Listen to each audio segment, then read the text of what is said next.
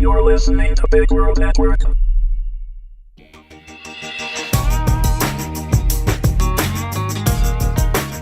Age of Archangels, Episode 1, written and read by Michael Young. Xandir shot across the lunar surface, grinning to himself at the amount of lunar dust he whipped up in his wake. He picked up speed, figuring that he could make it around the planetoid at least once more before he was needed. He was a long way from his home in the heavenly realms, and that's how he liked it. One could only hear so many hymns and walk so many gold-paved streets before longing for a little change of scenery. The assignment had come just in time to stave off his boredom, and that was probably for the best. He had just started contemplating how hard he could swing the pearly gates. He had already tried to give a whoop of triumph when he realized that there was no atmosphere to carry his sound.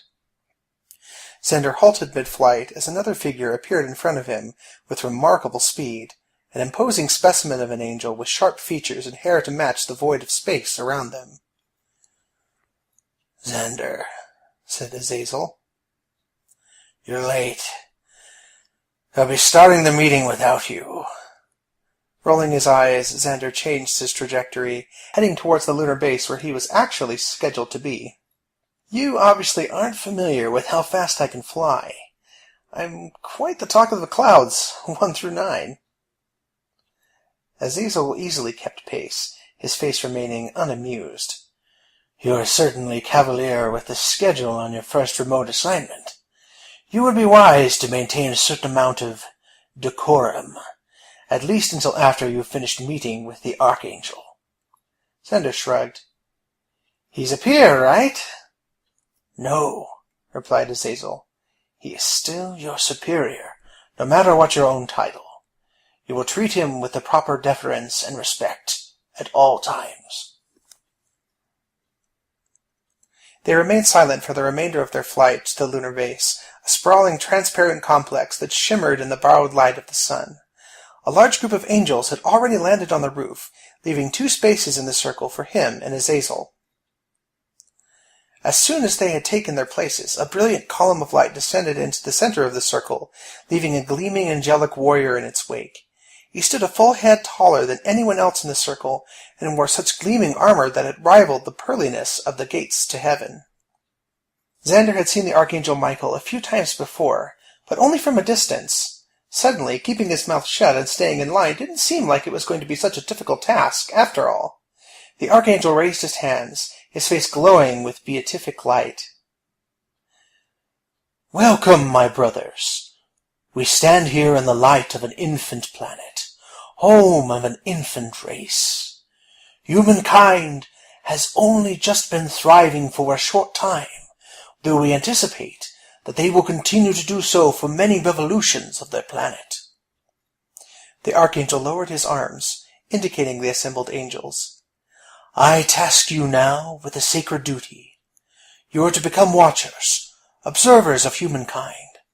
You are to watch and record all that you see, and report through the chain of command." The Archangel's finger found Azazel.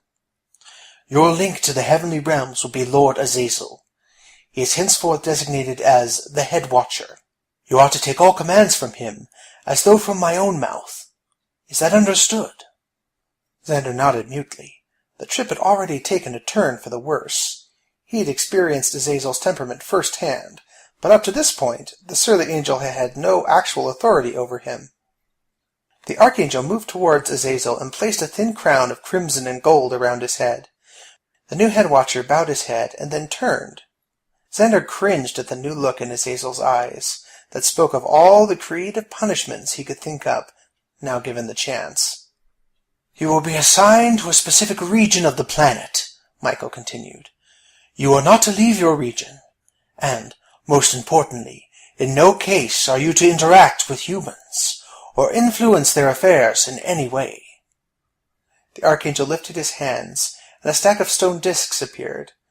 "I will now distribute your assignments. The disc contains both the area in which you will be serving, and the partner with whom you will work.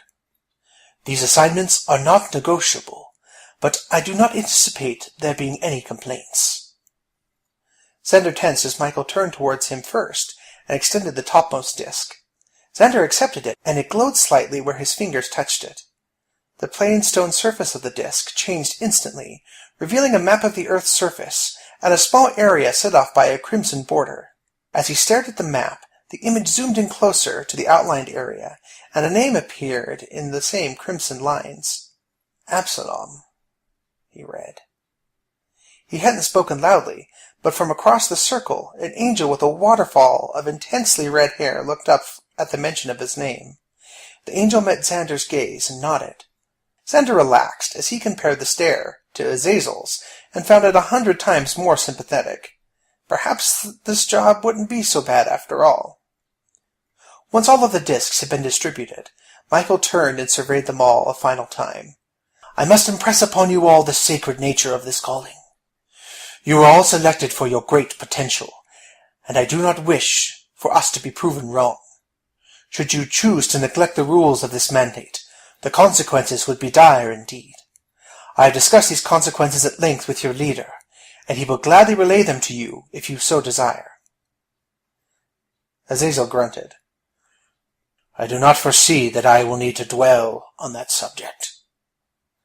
The Archangel nodded and then bowed his head. Another flash of intense light flooded Xandir's vision, and when it departed, the Archangel had gone. They all fell silent as they stared at the space where creation's mightiest angel had stood only moments before. Azazel broke the silence with a loud grunt. What are you waiting for? A pat on the back? Get down there. I will not be able to work with each of you at all times, but rest assured, I will be watching. Foul this up and there will be dire repercussions. Xandir lifted an eyebrow, unable to keep his mouth shut. What kind of repercussions? The grim angel whirled on Xandir, fixing him again with that gaze that Xandir was sure had been responsible for some of the moon's craters. Step out of line and you'll find out. Just let me say this. The powers that be are nothing if not creative. Trying to mask his apprehension with a shrug, Xandir gestured towards the planet to his new partner and took to the skies. Though the blue-green planet loomed like a rare colored pearl in front of them, he found the wonder he felt when first seeing it ebb away. Something deep inside of him told him that he wasn't going to enjoy his stay nearly as much as he had anticipated. Yes, said that little voice inside him, this planet is trouble.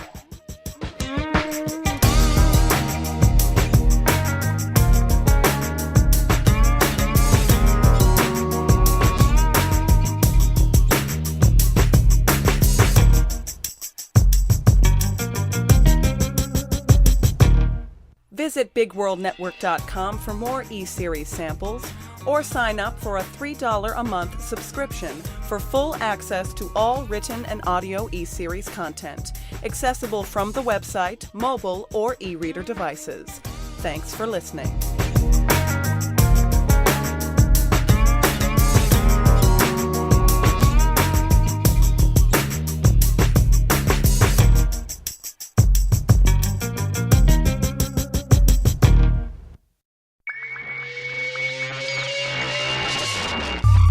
You're listening to Big World Network.